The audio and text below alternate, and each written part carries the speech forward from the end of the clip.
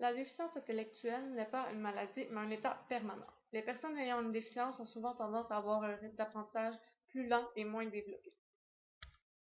De son côté, la maladie mentale est un trouble psychologique ou comportemental associé à une détresse ou à un gène héréditaire. Les troubles mentaux peuvent généralement être contrôlés par la prise de médicaments, alors que la déficience est un handicap présent chez la personne dès la naissance et incurable.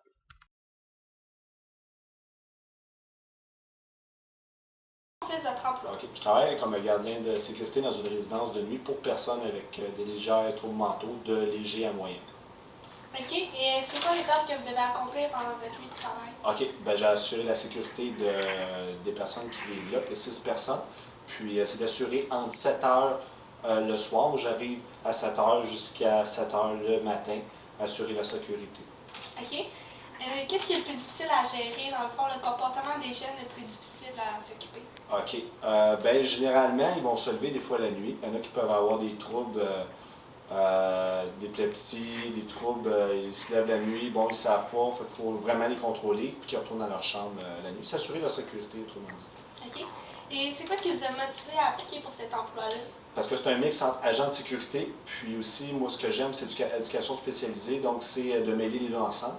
C'est faire face à une clientèle aussi qu'il faut avoir beaucoup de patience, puis tout ça, à les faire contrôler, puis à contrôler aussi leur sécurité. Puis ils ont plusieurs problèmes de santé ensemble, mêlés ensemble. Croyez-vous que les gens ayant des troubles mentaux ont de la facilité à s'intégrer dans la société?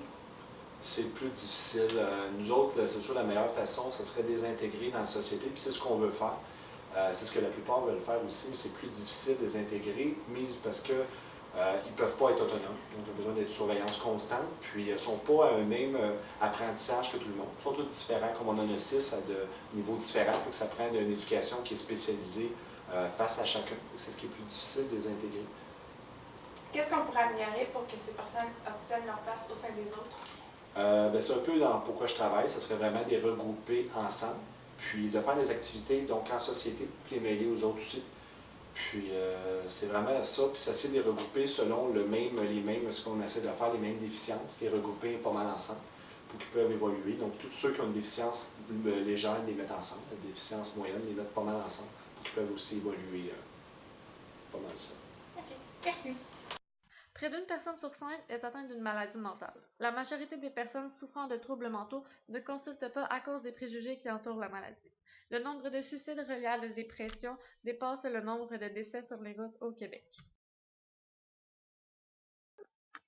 Voici une partie de l'intérieur de la maison Honoré Mercier située à Belleuil. Pour rentrer dans la cuisine, il faut activer un code à chiffres qui permet de déverrouiller la porte. Toutes les portes sont sécurisées à l'aide de barrières ou de codes à numéros afin qu'aucun jeune ne puisse y accéder sans autorisation. Les médicaments situés en dessous du four sont protégés à l'aide d'un cadenas pour éviter les problèmes d'intoxication. Les intervenants doivent s'assurer que tout est barré pour la sécurité et la santé des gens. À l'extérieur de la cuisine se trouve un salon où les chambres à coucher se situent au 3e étage. Par le couloir, on peut accéder à des marches d'escalier qui mènent à une salle de lavage et un petit cinéma maison.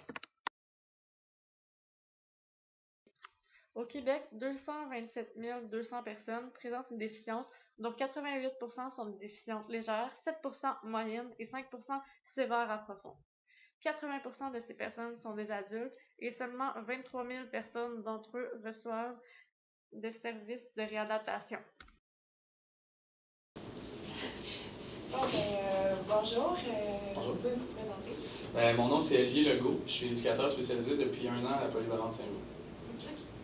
Quelle est votre clientèle cible? Ma clientèle cible, je travaille beaucoup, ces temps-ci, je travaille au régulier, donc avec les élèves qui sont dans les classes régulières, mais je travaille aussi en santé mentale, au plan B, en bas, avec des élèves qui ont des difficultés de santé mentale, donc des troubles anxieux, des troubles de l'attachement, des déficiences intellectuelles aussi, donc un peu un gros package deal de santé mentale. OK, merci. Quelles sont vos tâches quotidiennes? Dans le fond, ma tâche à l'école, quand je travaille avec des élèves en santé mentale, c'est surtout de les accompagner durant la journée, les aider à diminuer leur anxiété, trouver des trucs pour gérer justement leur anxiété, gérer un peu des fois quand soit qu'ils ont des paniques ou que ça va moins bien en classe. Je suis aussi pour les écouter. Les écouter parler, c'est important, savoir qu'est-ce qu'ils vivent, leurs sentiments, leurs joies, leurs peines, leurs frustrations aussi surtout. On sait qu'on peut en avoir beaucoup à l'école, des frustrations. Gérer aussi les sorties de classe, quand ils se font sortir de classe, parce qu'il y a un conflit entre les professeurs et lui. Puis après ça, reprendre la situation, donc faire un retour avec ces élèves-là, à savoir, bon, qu'est-ce qui s'est passé, explique-moi un peu comment tu t'es senti là-dedans, etc.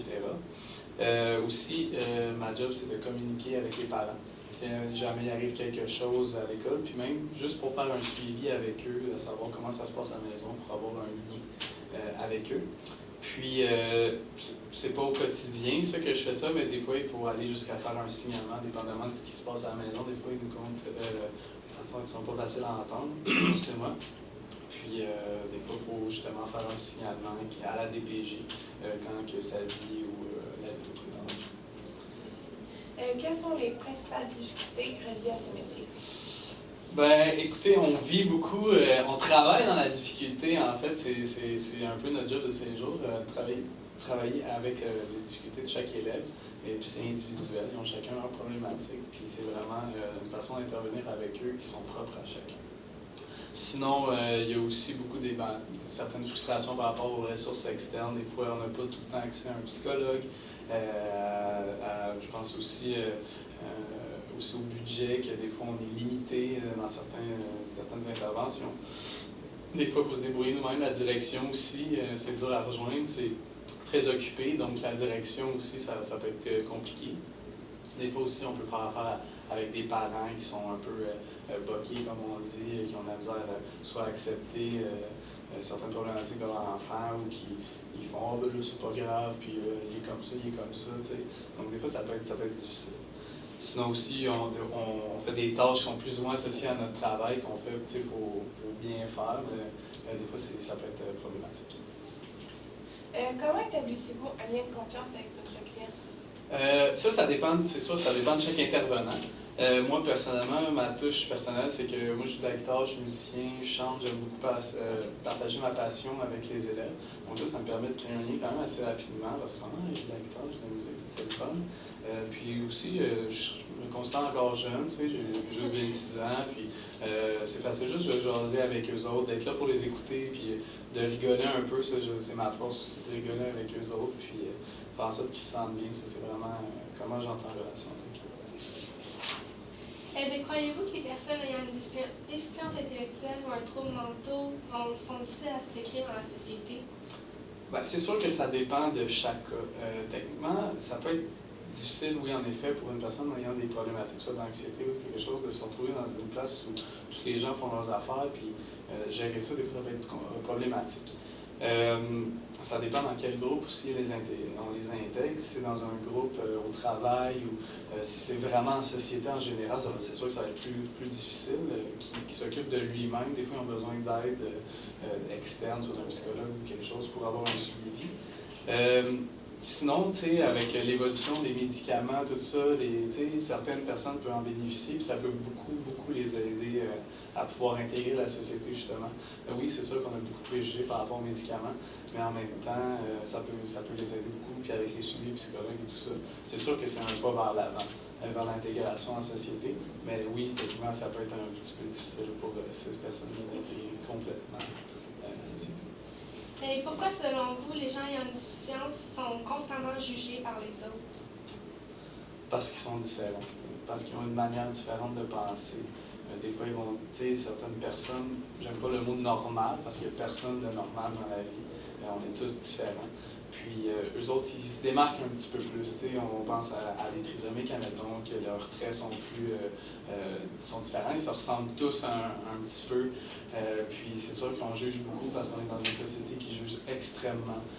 Même si tu n'es pas techniquement associé à une problématique de santé mentale, qu'on se juste entre nous, on fait constamment juger. Fait que c'est sûr que c'est plus facile ces personnes à juger parce que ce qui ressort, c'est très démarquant, ça paraît la plupart du temps quand il y a une certaine problématique. Ça ne veut pas dire que c'est des mauvaises personnes pour autant, ils vivent des affaires des problèmes. Puis des personnes normales, comme on dit, qui sont capables d'intégrer en société, ils en vivent aussi, mais c'est pas les mêmes. Fait que oui, c'est sûr qu'ils se démarquent plus de la masse quand il s'agit de déficience ou de santé mentale, c'est ça. Merci. De rien, ça fait plaisir. Voici différents organismes qui soutiennent la clientèle présentée dans ce reportage.